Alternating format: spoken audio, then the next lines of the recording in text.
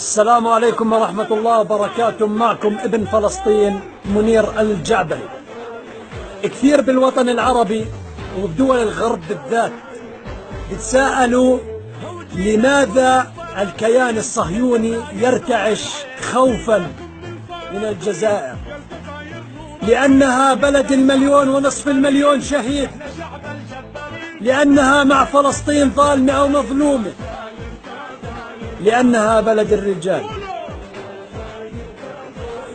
لأنها لا تركع إلا لله، ولو بدها تركع للصهاينة كان ركعت أيام الاحتلال الفرنسي، ومش من اليوم، من زمان من أيام أبو مدين الله يرحمه، ومن أيام صدام حسين، ومن أيام ياسر عرفات الله يجعل مثواهم الجنة.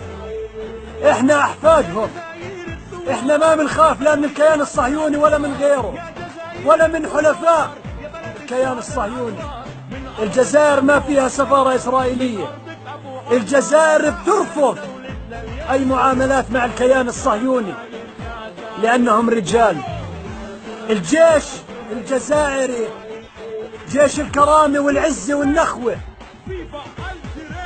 إحنا بنفتخر، وفي كل مدينة في فلسطين بنرفع علم الجزائر وبنرفع راسنا فوق قدام الاحتلال إنه في إلنا إخوان في الجزائر، وبنفتخر نرفع علم الجزائر بأرض الأقصى.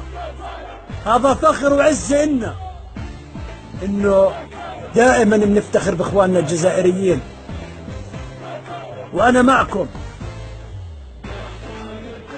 وبنشكركم دائما على تضامنكم مع شعبي، وكل فلسطيني شريف بحبكم، وبنتمنى من الله إنه يجي يوم ونصلي إحنا وياكم في المسجد الأقصى، وبإذن الله راح نصلي إحنا وياكم يا شعب الجزائر، شعب الشهداء.